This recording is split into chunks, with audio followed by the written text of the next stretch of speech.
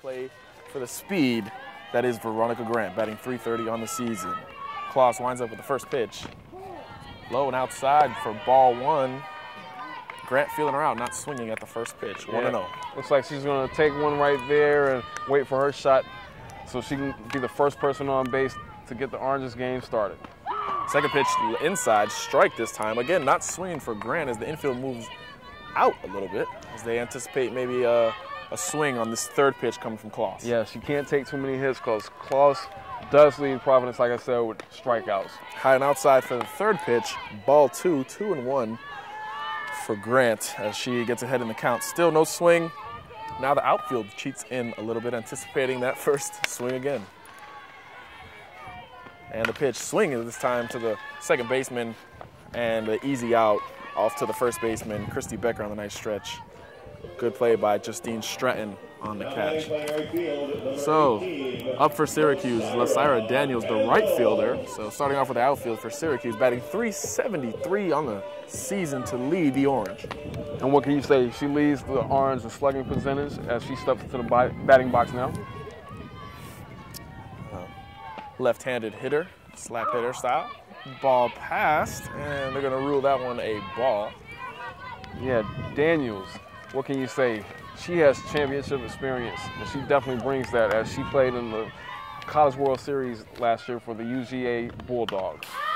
Transfer from UGA, the sophomore, number 18. She fouls one back, and we're at 1-1 for Daniels.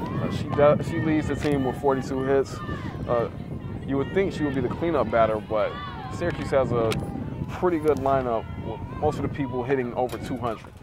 And she takes a third pitch low and inside for another ball. This is going to be 2-1 now to Lasyra Daniels. Corinne Kloss looking to go inside, much dislike Jenna Kyra, who was looking to go outside to start this game off. Yeah, it looks like Providence is taking... And the bunt to the third baseman, not successful as a great play from Providence third baseman. That's Caitlin Revens, their leadoff hitter, who throws out Daniels, the speedy Daniels. As we said, the infield stretched out, so they were ready for that bunt. Now the third hitter, Stephanie Watts, up to the plate, batting .318, number 3. Yeah, it looks like Providence is starting from when they left off yesterday in the second game when they won 7-6. Bottom 1, 2 outs. Syracuse up to bat. Kloss with the pitch. Low and outside for ball 1. Now let's talk a little bit more about Stephanie Watts. Seems to be a crowd favorite. Whenever her name is mentioned, a little bit more of a roar for her. Yeah, a little bit more of a roar. Even though she's from California, she definitely brings a lot of fan support here. Low and outside for ball 2-0 now. Maybe Kloss is a little worried about what Watts can do as she's pitching her outside for the first 2 pitches. Yeah, Watts is batting .293 and has 27 hits on the year. Third pitch, low and inside, called strike, 2-1 now. Not a swing yet from Watts as she tries to feel out Kloss with 2 outs here in the bottom of the first. An interesting fact about Watts, before her first at bat, she always writes her grandmother's initials, DJS, in the dirt outside the batter's box. Her late grandmother never got a chance to see her play in college, and that's her way of inviting her to Syracuse on this beautiful Sunday as she fouls one off to the right side, 2-2. Yeah, watch the power for the Orange with 3 home runs in a year and 2 triples also. Low and outside for the full count now, 3-2, as Kloss is a bit tentative to go inside to Watts. As you said, 3 home runs on the season, does not want to flirt with that power. Fourth pitch, ball 4, and Syracuse has their first runner of the day. And coming up now is exactly who they want with the runner in scoring position, Holly Gibbs, batting .304, the third baseman. Yeah, she's tied for second on the team with 2 home runs, so you can definitely see Syracuse getting Watts on base brings the power into play here. You always want to start strong, as Syracuse did in the first game of this series, as the first pitch is low and inside for a strike, where they jumped out to an 11-1 lead, including 3 runs in the bottom of the first inning. Yeah, the first game of that doubleheader, they basically blew out the Friars yesterday.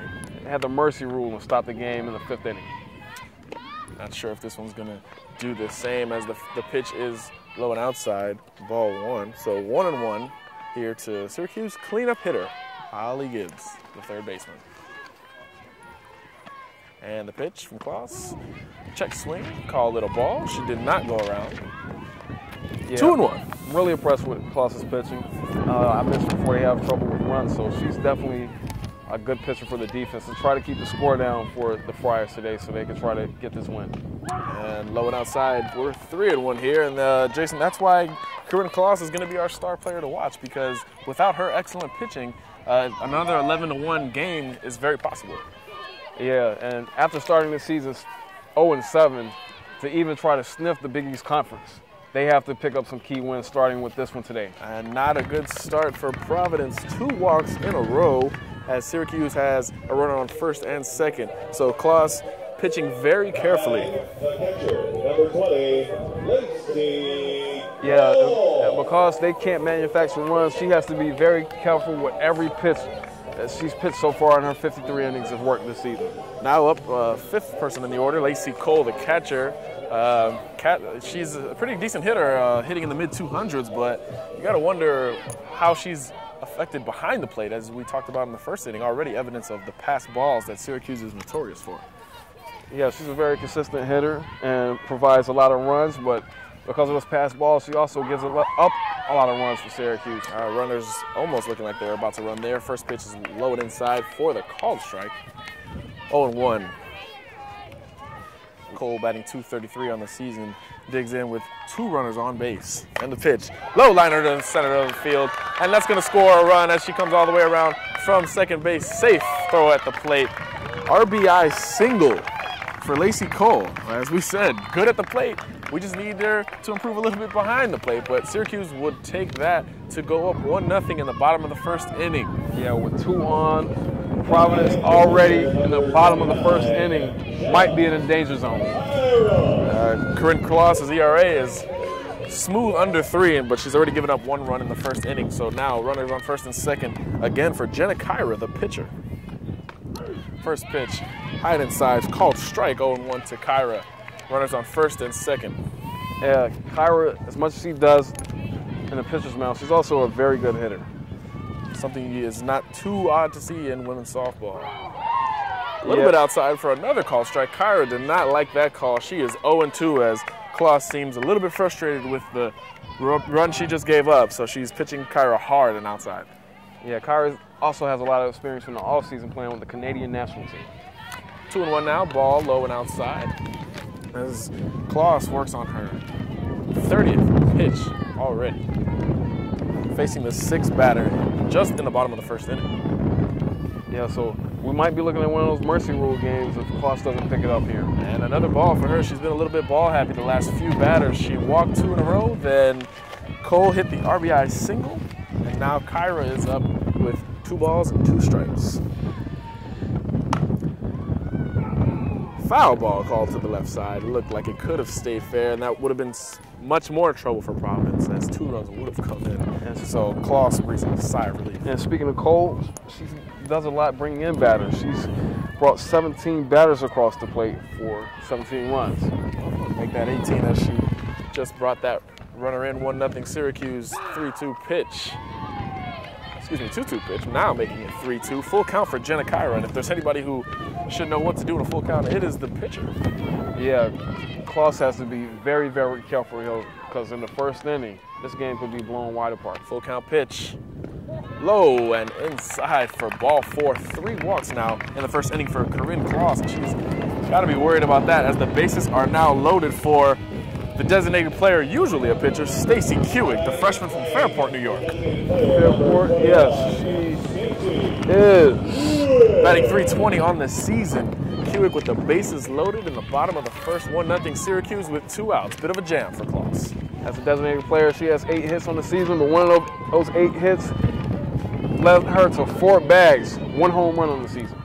All right, first pitch low and inside for a ball.